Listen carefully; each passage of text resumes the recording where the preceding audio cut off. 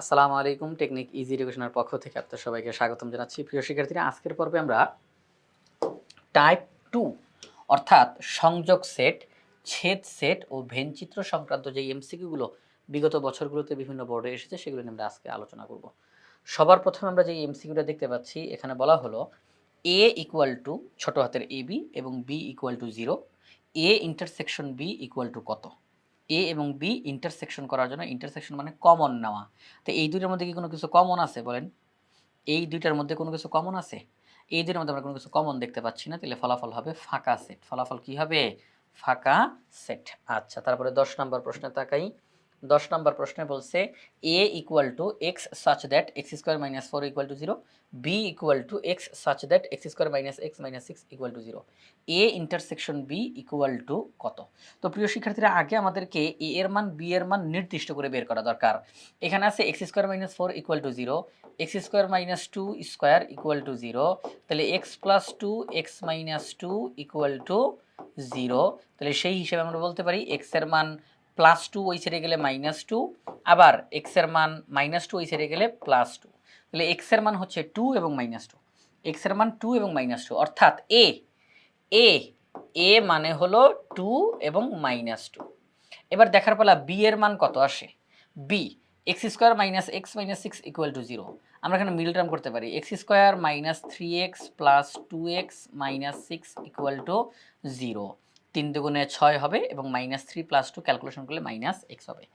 তো আমরা x common নিতে পারি, তাহলে x মাইনাস 3 হয়, প্লাস 2 কমন নিতে পারি, x মাইনাস 3 হয় ইকুয়াল টু 0।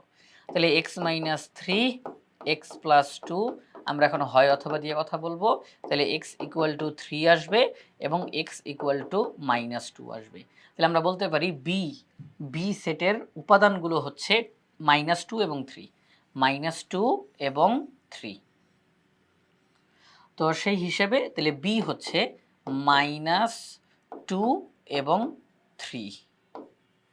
আচ্ছা, তো আমাদেরকে বলা হয়েছে এই দুইটা সেটের ইন্টারসেকশন বের করার জন্য।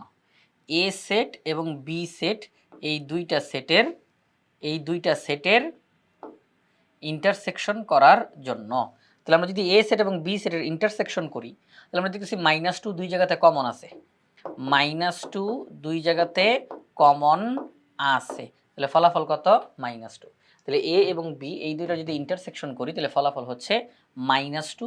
মাইনাস 2 খ নাম্বার অপশনে রয়েছে। তাহলে 10 নম্বর প্রশ্নের সঠিক উত্তর হচ্ছে খ নাম্বার অপশনটি।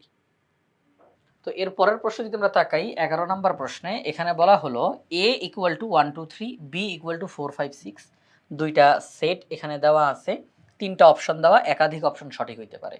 তো a ইউনিয়ন b, আসলে আমরা a ইউনিয়ন b আগে নির্ণয় করি। a এবং b যদি আমরা ইউনিয়ন করি, তাহলে সব কিছু অন্তর্ভুক্ত হবে 1 2 3 4 5 6।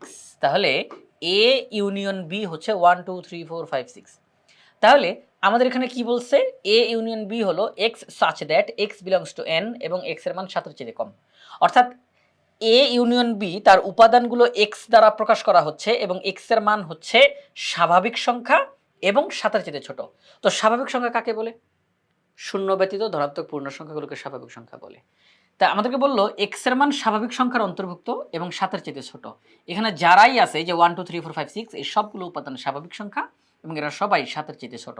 তাহলে এ ইউনিয়ন বি এখানে সেট গঠন পদ্ধতিতে দেওয়া আছে, কথাটা এটা সঠিক আছে, এটা সঠিক। A union B equal to, এটা সঠিক। A intersection B equal to ফাঁকা সেট। যদি আমরা এই দুটাকে এখন ইন্টারসেকশন করি, কোনো কমন উপাদান আমরা দেখতে পাচ্ছি না, তাহলে কমন উপাদান দেখতে পাচ্ছি না, তার মানে হচ্ছে ফাঁকা সেট, এটাও সঠিক।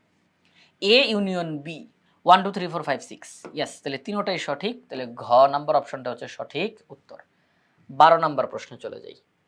12 নম্বর প্রশ্নে pn equal to 2 to the power n, 2 to the power 2n, 2 to the power 3n dot dot dot p2 union p4, এইটার যে রেজাল্ট হবে p2 ইউনিয়ন p4, এইটার পুরাটার যে রেজাল্ট হবে সেটা নিচের কোনটা হবে?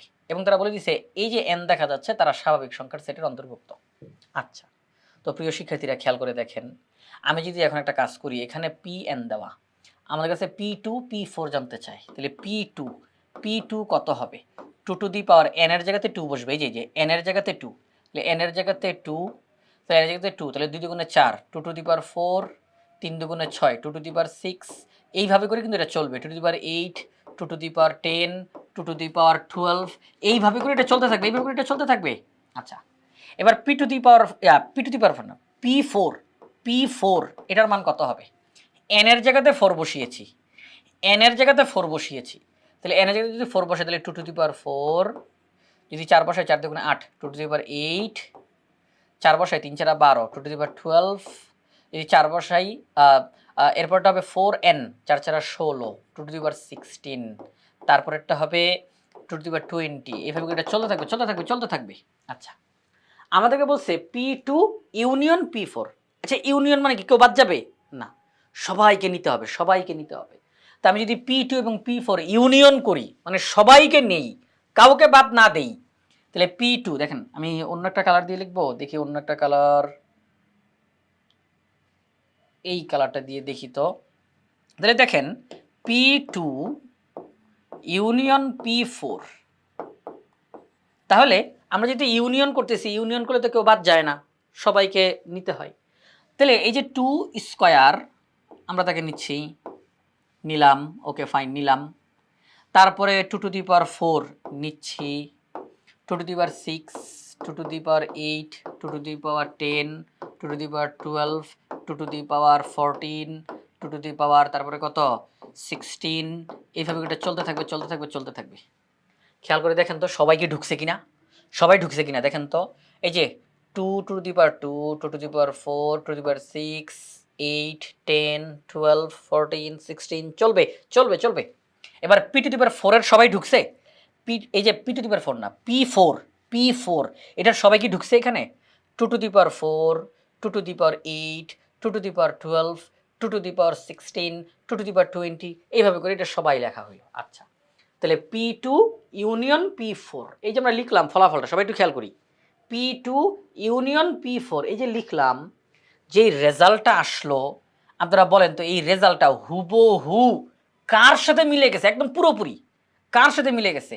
এই রেজাল্টটা পুরোপুরি P2 এর সাথে মিলে গেছে, P4 এর সাথে না, P2 এর সাথে পুরোপুরি মিলে গেছে। কারণ P2 তে যা যা ছিল সবাই এই P2 ইউনিয়ন P4 এখানের মধ্যে আছে।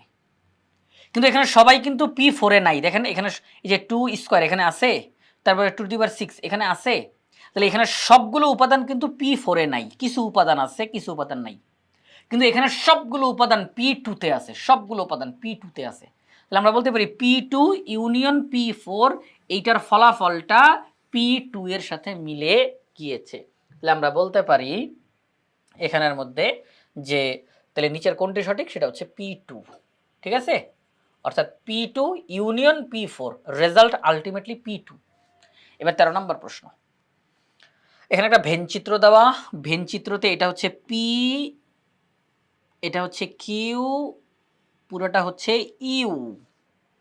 P এর ভিতরে 40 - x এবং 3x, Q এর ভিতরে 3x এবং 30 + 2x, U equal to P union Q, number of U equal to 90। ওপরের ভেনচিত্র অনুসারে P বাদ Q, P বাদ Q মানে P থেকে Q কে বাদ, এর মান কত? P থেকে Q কে বাদ দিয়ে দিলে মান কত হবে? আচ্ছা, P হচ্ছে এইটা, প্রিয় শিক্ষার্থীরা, P হচ্ছে এইটা।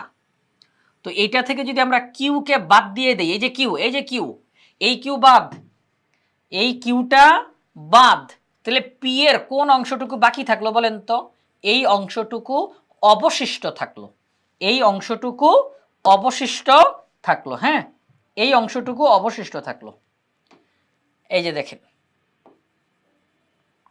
তাহলে আমরা বলতে পারি যে যদি আমরা P থেকে Q কে বাদ দিয়ে দেই, এই যে Q এর এই অংশটা বাদ, তাহলে P এর এই যে লাল কালারের যে অংশটুকু, এই অংশটুকু অবশিষ্ট আছে, কারণ P থেকে Q কে বাদ দিতে বলছে। তাহলে আমরা যদি ভেনচিত্র থেকে রেজাল্ট বের করে ফেলতে চাই, এটা কিন্তু সহজ। তাহলে P থেকে যদি Q কে বাদ দিই, তাহলে এতটুকু অংশ অবশিষ্ট থাকে, তাহলে এটাই হচ্ছে ফলাফল 40 - x, এটাই হচ্ছে ফলাফল। কিন্তু অপশনে তো 40 - x নাই, তাহলে অবশ্যই আমাকে x এর মানটা বের করা দরকার। আমি জানি যে এটার ফলাফল হবে 40 - x, কিন্তু x এর মান তো আমার এই মুহূর্তে জানা দরকার। তো আমার প্রশ্নে বলা আছে প্রশ্নে বলা আছে number of U equal to 90, আর ইউ হচ্ছে পি ইউনিয়ন কিউ, মানে এই পুরাটা একত্রিত করলে যা হয় সেটা হচ্ছে ইউ এর মান। পুরাটা একত্রিত করলে যা হয় সেটা হচ্ছে ইউ এর মান। তাহলে এতটুকুতে 40 মাইনাস এক্স, এতটুকুতে 3x, এতটুকুতে 30 প্লাস 2x। তো আমাকে এখন পুরাটা একত্রিত করে ফেলতে হবে, পুরোটা সম্পূর্ণটা একত্রিত করে ফেলতে হবে, তার মানে যোগ করে ফেলতে হবে। পুরাটার মান হবে 90, এটা আমি বলি নাই, প্রশ্নে বলা আছে। ইউ হচ্ছে পি ইউনিয়ন কিউ, আর নাম্বার অফ ইউ অর্থাৎ ইউ এর উপাদান সংখ্যা 90, তাহলে 90। এই পুরাটা হচ্ছে পি ইউনিয়ন কিউ, আর এটার মান হচ্ছে 90 এর সমান। এখন দেখেন 40 আর 30 70, minus x plus 3x plus 2x, 3 আর 2 5, 5টা এক্স থেকে একটা এক্স চলে গেলে আর থেকে 4টা এক্স ইকুয়াল টু 90। এখন আমরা যদি এখান থেকে একটা কাজ করি, এই যে এটা প্লাস হবে কারণ এটা তো বড়, 5টা এক্স এটা বড় না। আচ্ছা, তাহলে এখন দেখেন এই 70 যদি ওই পাশে যায় তাহলে হবে 20, 90 থেকে 70 বিয়োগ করলে 20, তাহলে এক্স এর মান দাঁড়ায় 5। এক্স এর মান কত? 5। এক্স এর মান যেহেতু 5, আমি যদি এখানে 5 বসাই দিই, 40 থেকে 5 বিয়োগ করলে 35, কত হয়? 35। তার মানে পি বাদ কিউ, আমরা যদি পি থেকে কিউকে বাদ দিয়ে ফেলি তাহলে যতটুকু অবশিষ্ট থাকে সেটা হচ্ছে 40 মাইনাস এক্স, এক্স এর মান 5, 40 থেকে 5 বিয়োগ করলে 35, গ নাম্বার অপশনটা হচ্ছে সঠিক উত্তর। এবার 14 নম্বর প্রশ্নের দিকে তাকাই।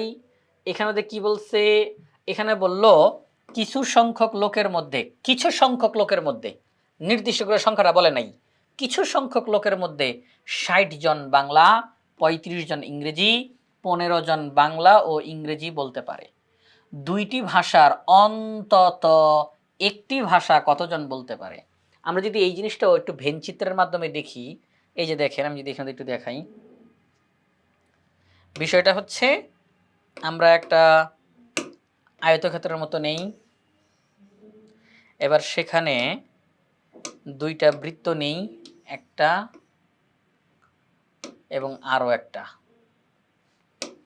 বলছে কিছু সংখ্যক লোকজন বাংলা এবং কিছু সংখ্যক লোকজন ইংরেজি বলতে পারে। এখানে বললো যে কিছু সংখ্যক লোকের মধ্যে 60 জন বাংলা, 35 জন ইংরেজি এবং 15 জন বাংলা ও ইংরেজি বলতে পারে। আচ্ছা, তো 15 জন বাংলা ও ইংরেজি দুইটাই বলতে পারে, তাহলে দেখেন এই মাঝখানে বসবে 15 জন, কারণ এই জায়গাটা কমন, তাহলে বাংলা এবং ইংরেজি উভয়টাই বলতে পারে এই 15 জন। আচ্ছা, এখানে বলছে বাংলা বলতে পারে 60 জন, তাহলে এই যে দেখেন বাংলার জায়গাটা কতটুকু, এই যে এটা হচ্ছে বাংলার জায়গা, তাই না? এটা হচ্ছে বাংলার জায়গা। তো বাংলার অলরেডি 15 এখানে আছে, বাংলার অন্তর্ভুক্ত অলরেডি 15 লেখা আছে, কিন্তু বাংলা বলতে পারে 60 জন, তাহলে অলরেডি 15 জন অন্তর্ভুক্ত আছে, তাহলে আরও দরকার 45 জন, তারা এখানে বসবে। তাহলে 45 আর 15 মিলে পুরো বাংলার 60 জন হয়ে যাবে। আচ্ছা, প্রশ্নে বলা আছে ইংরেজি বলতে পারে 35 জন। এবার দেখেন ইংরেজির জায়গা কোনটা? ইংরেজির জায়গা হচ্ছে এইটা, এটা হচ্ছে ইংরেজির জায়গা। তো ইংরেজির যে জায়গাটা এখানে অলরেডি 15 আছে, ইংরেজি বলতে পারে 35 জন, তাহলে আরও 20 জন এখানে বসবে, 20 আর 15 যোগ করলে 35 ইংরেজি বলতে পারে। আচ্ছা, আমরা সব কিছু পেয়ে গেছি। এখন আমাদেরকে বলছে বাংলা এবং ইংরেজি দুইটার অন্তত পক্ষে একটা হলেও ভাষা কথা বলতে পারে এমন লোকজন কয়জন? বাংলা এবং ইংরেজি দুইটার অন্তত পক্ষে একটি হলেও ভাষা বলতে পারে এমন লোকজন কয়জন? যখন আমাদেরকে এরকম বলবে যে দুইটি ভাষার অন্তত একজন হলেও আর কি একটা ভাষা হলেও বলতে পারে, তখন বিষয়টা দাঁড়াবে এই যে দুইটা বৃত্ত, এই দুইটা বৃত্তকে আমরা একত্র করে ফেলবো, কারণ এই দুইটা বৃত্তের ভিতরে, প্রিয় শিক্ষার্থীরা সবাই একটু খেয়াল করেন, এই দুইটা বৃত্তের ভিতরে যারা অবস্থান করতেছে তারা অন্তত পক্ষে একটা হলেও বিষয়ে কথা বলতে পারে। এই দুইটা বৃত্তের ভিতরে যারা অবস্থান করতেছে তারা বাংলা ইংরেজির একটা না একটা বিষয়ে কথা বলতেই পারে। যদি আপনি এদিকে তাকান তাহলে তারা বাংলায় বলতে পারে, এদিকে তাকান তাহলে তারা ইংরেজিতে বলতে পারে, মাঝখানে তাকান তারা বাংলা ইংরেজি দুইটাই বলতে পারে। তার মানে এই দুইটা বৃত্তের ভিতরে যারা আছে তারা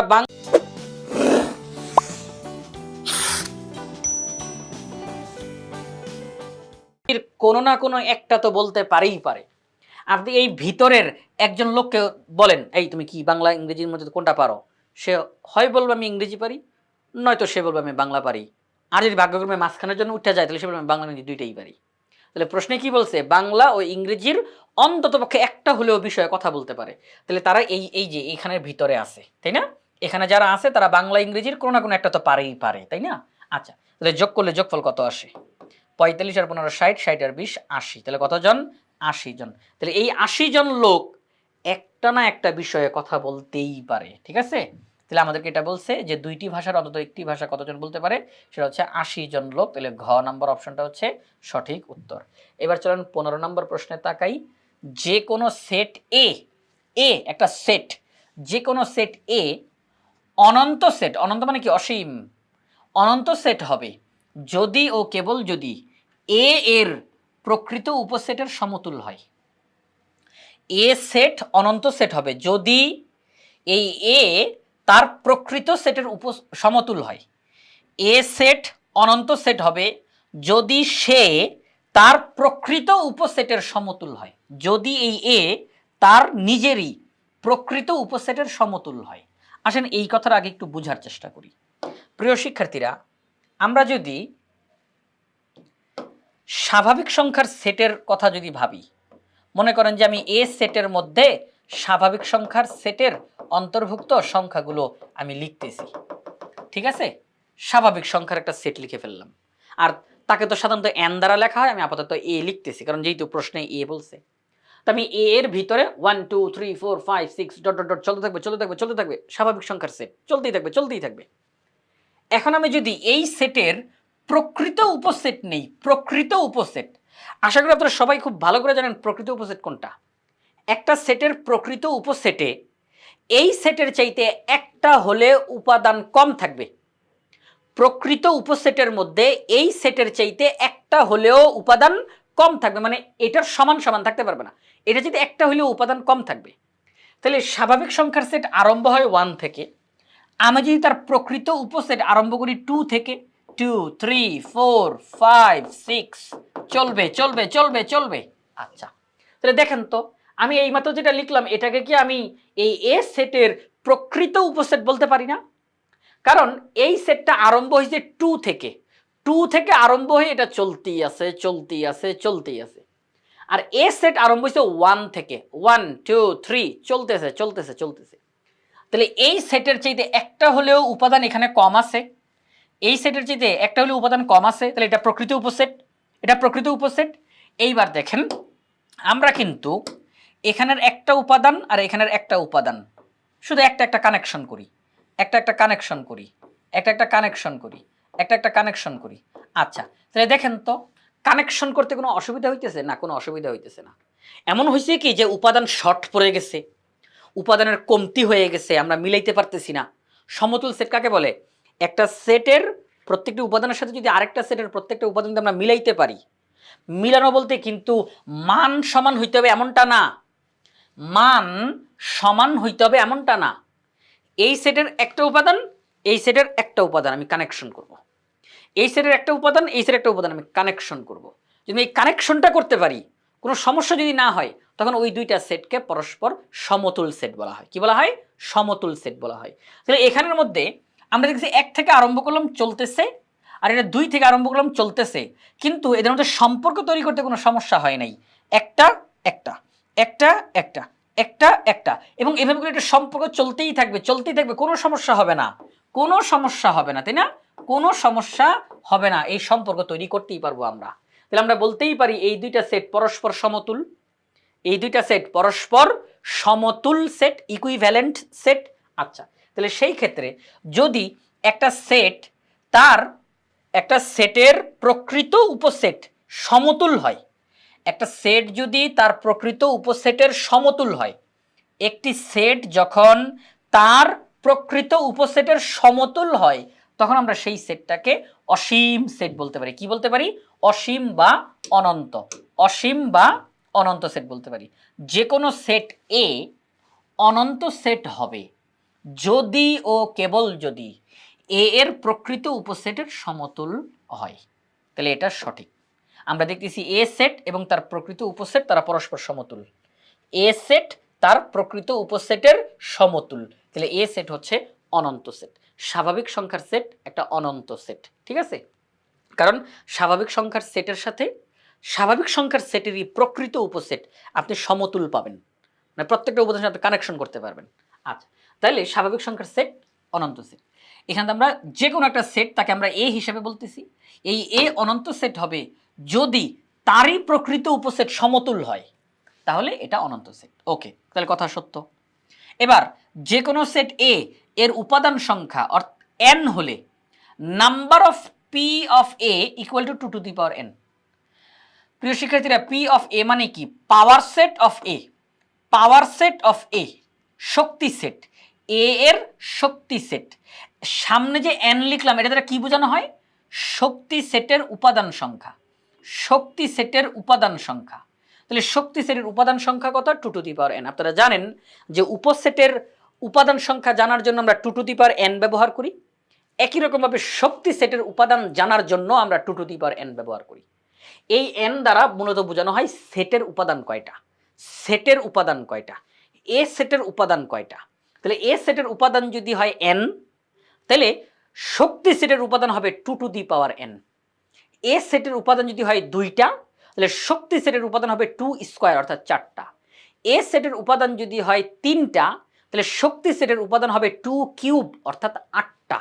তাহলে এটাই বলছে যে যে কোনো সেট এ তার উপাদান যদি হয় n, তাহলে শক্তি সেটের উপাদান হবে 2 টু দি পাওয়ার n।